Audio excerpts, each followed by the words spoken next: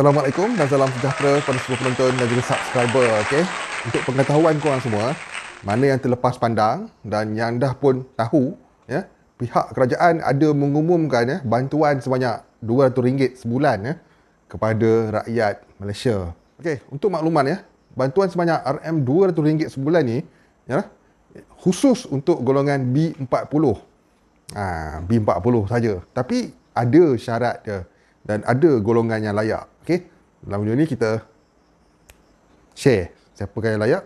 Jom kita mulakan. Okey.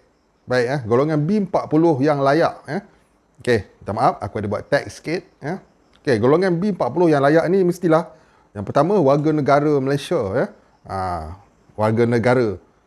Kalau permanent resident tidak dibolehkan, hanya warga negara sahaja.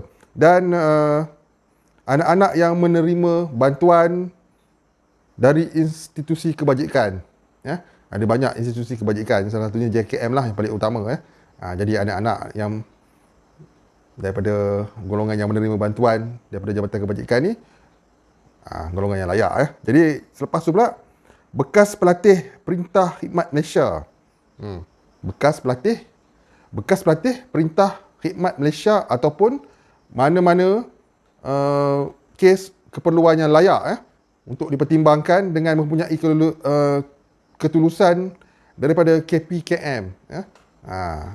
Jadi itu dia golongan yang layak dah. Jadi golongan B40 yang layak, seperti aku sebut tadi tu, korang boleh memohon. Okey, jadi macam mana cara nak memohon bantuan RM200 sebulan? Okay, cara untuk memohon bantuan ini, korang boleh mendapatkan borang ini di laman sesawang JKM.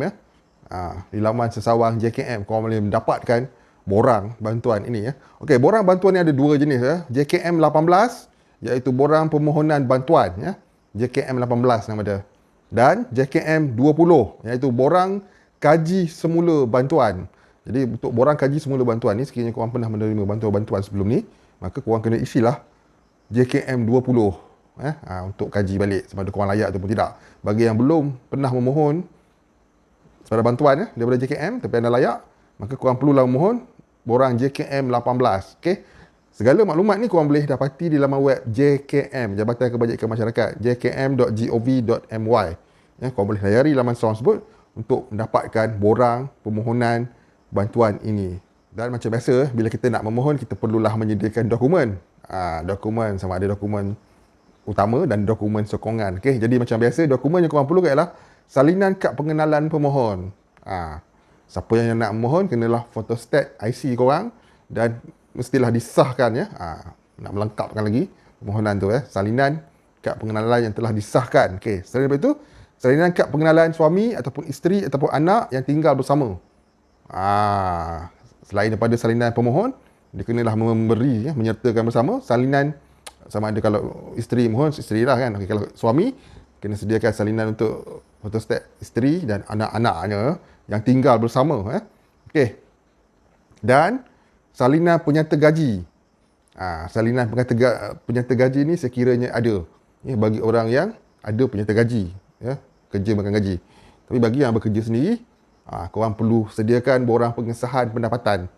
Borang pengesahan pendapatan ni korang boleh type je, secara normal, formal, dan pendapatan korang tu disahkan oleh sama ada ketua kampung, pengulu ataupun sesiapa saja yang boleh mengesah, seperti DO, ADO dan sebagainya, untuk disahkan pendapatan korang tu bagi yang tak ada penyata gaji. Okey, dan selain itu dokumen yang diperlukan.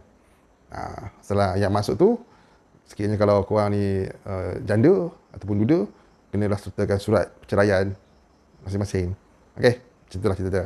Okey, setiap bantuan mestilah ada tujuan dia, ada purpose dia, ada sebab kenapa ianya dilaksanakan. Bagi bantuan RM200 sebulan ni, ia mempunyai satu tujuan yang khusus. Tujuan yang khusus, iaitu tujuan utama dia untuk membantu klien jabatan ataupun anak-anak yang merupakan penerima bantuan daripada, yang tercicir daripada pendidikan. Jadi bagi anak-anak orang yang susah, yang tercicir ataupun yang dah tak pergi sekolah, dalam masa yang mudahnya, untuk memulihkan balik pelajaran mereka. Dan yang kedua, bekas pelatih untuk membantu bekas pelatih di institusi kebajikan. Ada banyak institusi kebajikan, seperti contoh institusi kebajikan ni banyak pusat pemulihan inilah, pusat bantuan inilah, kan, pusat latihan itulah, pusat inilah, pusat anak yatim lah dan sebagainya.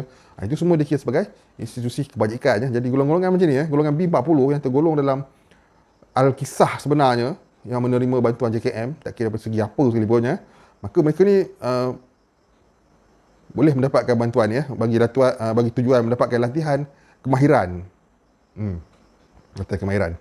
Jadi bantuan RM200 sebulan ni secara kesimpulan dia ialah satu bantuan untuk membantu golongan B40 yang layak secara amnya dan secara khususnya layak kerana menerima bantuan daripada agensi-agensi kebajikan dengan tujuan untuk meringankan beban supaya anak-anak ni dan warga dapat meneruskan pembelajaran ataupun kemahiran. Kalau masuk institusi kemahiran contohnya Giat Mara, IKBN dan sebagainya yang sama, yang seangkatan dengannya, kira pusat-pusat kemahiran, maka mereka bolehlah memohon bantuan sebanyak RM200 ni.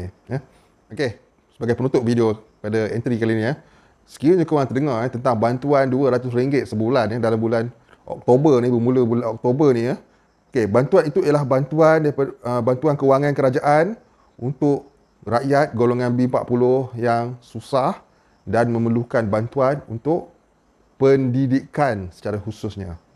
Dia bukanlah satu bantuan untuk suka-suka, bukan bantuan secara hidup sebenarnya, tapi bantuan untuk meneruskan kehidupan demi pelajaran dan kemahiran. Itu dia tujuan utama bantuan ni. Dia bukanlah bantuan yang saja-saja diberi untuk orang susah ke, bukan, tapi untuk tujuan yang spesifik, pendidikan. Sama ada pendidikan formal iaitu sekolah dan pendidikan yang bukan formal seperti di institusi-institusi kemahiran. Itulah pendek cerita dia. Okey. Jadi ini ialah salah satu bantuan yang ada dalam bulan Oktober dan bantuan ini dibayar secara bulanan dan ia bermula pada bulan Oktober. Jadi korang kenalah mohon segera bagi yang merasakan diri mereka layak boleh buka laman sesawang JKM untuk isi borang tersebut sama ada isi secara dalam talian ataupun download borang tu dan perlulah dikemukakan bersama dokumen-dokumen sokongan yang aku sebut tadi. Jadi itu saja untuk kali ini Jangan terlepas. Ramai yang layak. Tapi kalau layak tapi tak buat, tak guna Tapi kalau korang layak, korang ambil kesempatan ni dengan memohon. Jangan bila kita tahu kita layak tapi kita tak berbuat apa-apa untuk memohonnya. Satu kerugian besar sebenarnya. Jadi bagi yang layak, jangan lepaskan peluang keemasan ni untuk mendapatkan bantuan RM200 sebulan. Okey.